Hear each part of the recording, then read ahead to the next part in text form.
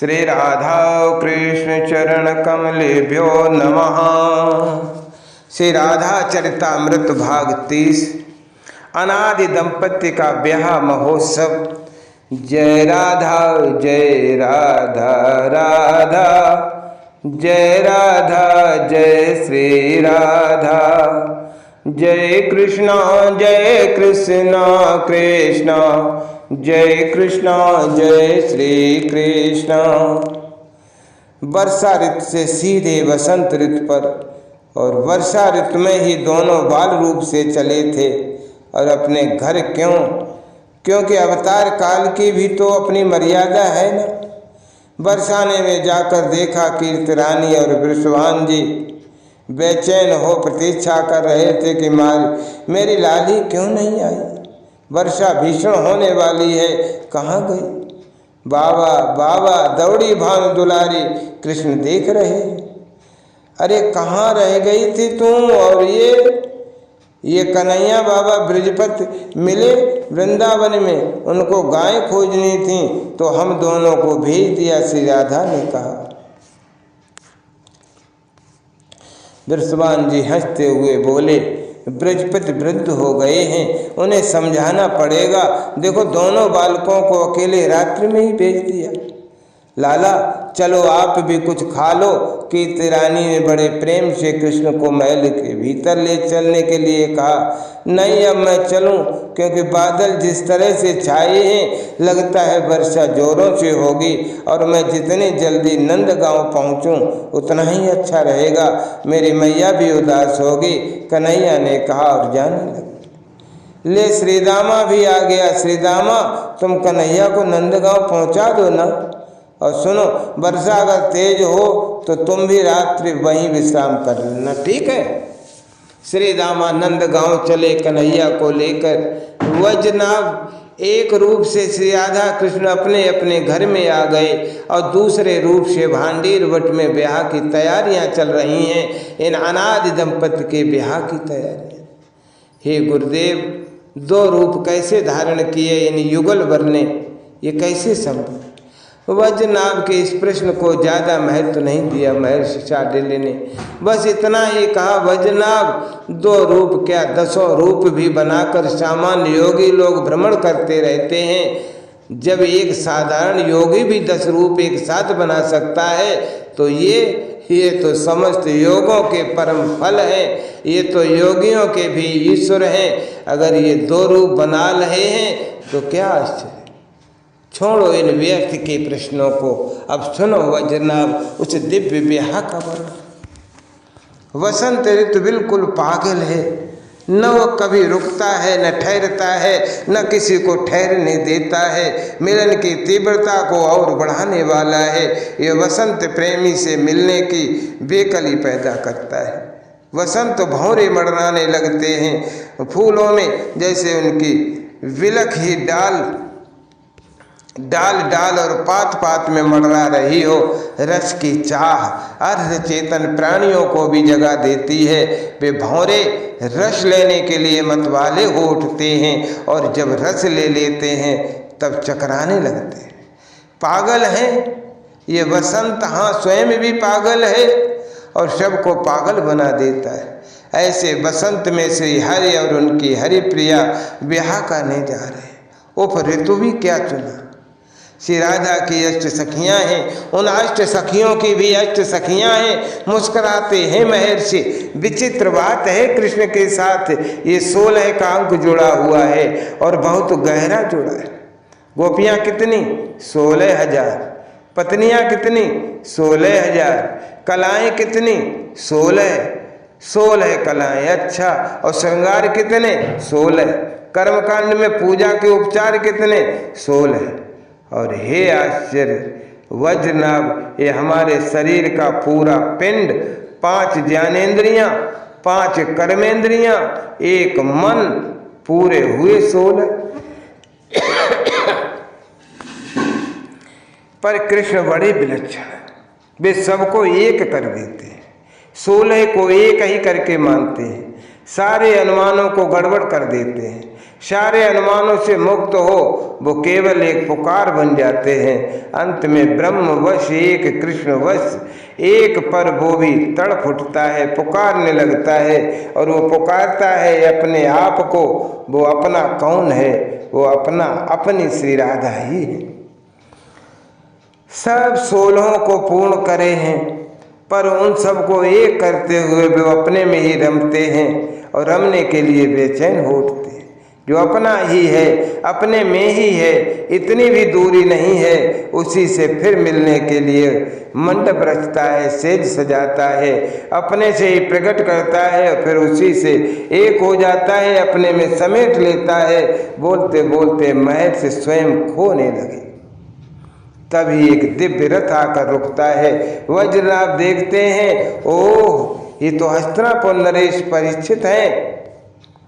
महर्षि परीक्षित को देखकर आनंदित होते हैं। वज्रनाभ उठकर उनका स्वागत करते हैं। महर्षि के चरणों में सम्राट परीक्षित जब प्रणाम करते हैं, तब आनंदित हो महर्षि कहते हैं, हे परम भागवत परीक्षित, बहुत सुंदर समय में आपका आना हुआ है।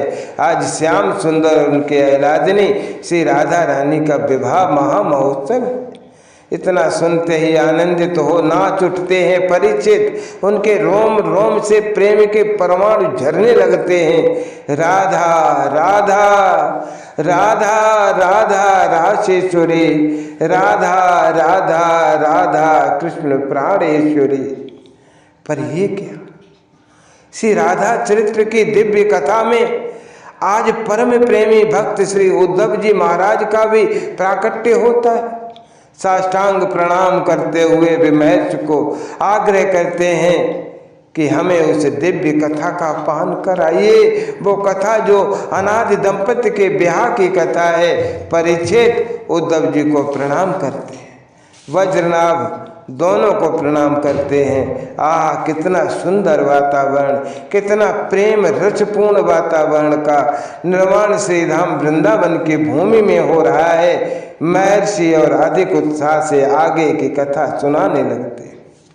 आदि सृष्टा ब्रह्मा जी ने हाथ जोड़कर अहलादिनी श्री राधा रानी की स्तुति की। श्री राधा रानी के सहस्र पवित्र नामों का अपने 4 मुखों से उच्चारण किया, उनके चरणों में नमन किया। मैं सृष्टा ब्रह्मा आप दोनों के ब्याह का विधान करने आया हूँ, कृपा करें। मुस्कुराई श्री राधा रानी और अपने प्राणधन श्याम सुंदर की ओर देखा।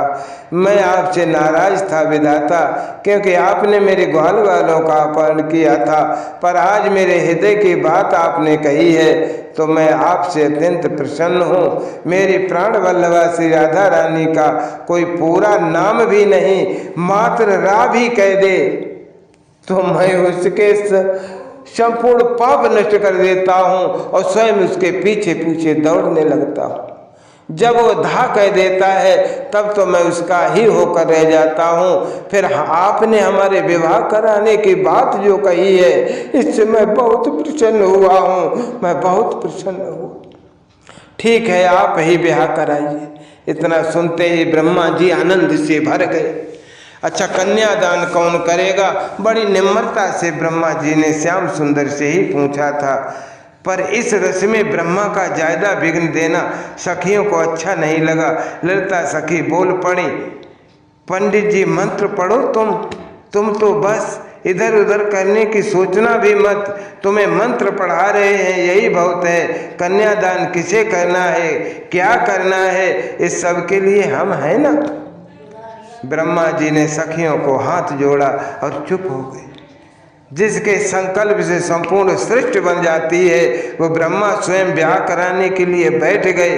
पर रंग देवी सुदेवी सखियों ने आकर कहा, श्री जी का हाथ पकड़ा और बोली, आप चलिए, पहले आपको देवी की पूजा करनी है। ये क्या कह रही हो, इनसे बड़ी देवी और कौन है? ब्रह्मा जी ने बीच में ही बोलने की कोशिश करी, पर सखियों ने उन्हें चुप कर दिया। आप न बोलो ज्यादा, पर मैं वैदिक रीति का पक्षधर हूँ। ब्रह्मा जी ने श्याम सुंदर से कहा, धरो अपने पास अपनी वैदिक रीति, हम तो प्रेम रीति को भी महत्व देंगी बस। इतना कहकर श्री जी का हाथ पकड़ा और बड़े प्रेम से सखियों ने उठाया, दूर कुंज में ले गई। वहाँ एक देवी का विग्रह था। दुल्हन को पहले देवी पूजा नहीं करनी चाहिए, पर ये कौन सी देवी? ललिता सखी ने नहाए, ललिता सखी ने कहाए, नेह की देवी हैं ये, यानी प्रेम की देवी। श्री जी ने उन प्रेम की देवी को बड़े प्रेम से पूजा विधि पूरी की। फिर धीरे धीरे श्री जी को लेकर आई उसी ब्याह मंडप में। रतन चौकी में दोनों विराजे हैं, पाग पहने हुए हैं, श्याम सुंदर मोर पंख उस पाग में शोभा पा रहा है। चंद्रिका श्री जी के माथे में सुशोभित है। काजल सखियां लगा देती हैं ताकि किसी की नजर न लगे इस दोनों दूल्हा दुल्हन को। ये दोनों इतने सुंदर लग रहे हैं कि इनकी शोभा देखकर ब्रह्मा भी वेद विधि और वेद मंत्रों को भूल जाते हैं। तब सखियां ही ब्रह्मा को वेद मंत्र याद दिलाती हैं या स्वयं पढ़ने लग जाती हैं। अग्निदेव स्वयं प्रकट हो गए वेदी में। आहा देखो सखी, ये दोनों कितने सुंदर लग रहे हैं। सच में कहूँ तो इनको देखना ही इन नैनों की धन्यता है। सखियां दूल्हा दुल्हन को देखकर मुग्ध हो जाती हैं। गठजोड़ करो, ब्रह्मा जी के कहने से पहले ही सखियां तैयार थीं। गठजोड़ किया ललिता सखी ने। फिर लालजू की ओर देखकर सजल नैन बोली, हमारी लाली को कभी छोड़ना नहीं। भावर पढ़ने लगी, मंत्र पढ़ रहे हैं, ब्रह्मा जी गीत गा रही हैं। सखियां देखो देखो, भांवर लेते हुए दोनों कितने दिव्य लग रहे हैं। सखियों की इस छवि को अपने हिय में बसाओ। यही हमारे जीवन का धन है, यही हमारे सर्वेश्वर हैं, यही हमारे सर्वस्व हैं। पर एक सखी से रहा नहीं गया, वो चमर ले उठी और भांवर देते हुए लाडली लाल की जय के पीछे पीछे चमर डुराते हुए चलने लगी। इस छवि को ब्रह्मा देखते हैं तो विधि भूल जाते हैं, एकटक बस इन दोनों को देखते ही रह जाते हैं। सखियों को ही कहना पड़ता है, अब ये करो विधाता, अब ये करो, अब वो करो। ललिता सखी आगे आई, अब कन्यादान मैं करूंगी, कन्यादान पर चरण प्रक्षालन का अधिकार मुझे भी मिलना चाहिए। ब्रह्मा मचल कर बोले थे ललिता सखी से। श्याम सुंदर के हाथ कांप रहे हैं, कांप तो लाली भी रही हैं। ललिता सखी ने अपनी लाली का हाथ लालजू श्याम सुंदर के हाथ में जब दिया, ललिता सखी रो गई। हमारी लाली बहुत गोरी है, इनका ध्यान रखना लाल। सिंदूरदान के समय तो श्याम सुंदर की दशा देखने जैसी थी। सखियों ने संभाला था उन्हें, वो बार बार अपनी देह दशा भूल रहे थे। सखियां तो सब सिद्धा हैं, कोई साधारण तो है नहीं। वो सब अपने आप को संभाले हुए हैं, सेवा में ही इनका ध्यान रहता है। सेवा में मिलने वाले आनंद को भी ये ठुकराते हुए चलती हैं, यही तो इनकी विशेषता है इन सखियों की। तभी तो ये श्री जी की सहचरी। हे वज्रनाभ उद्धव परीक्षित, एक गंभीर बात जो इस ब्याह में घटित हुई वो सुना रहे महर्षि बोले।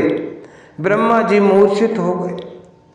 जब वो चरण धोने लगे थे उस समय वो पुरोहित के रूप में नहीं थे, और जैसे ही चरण धोने लगे तभी आनंद की अतिरेकता के कारण वे मूर्छित हो गए।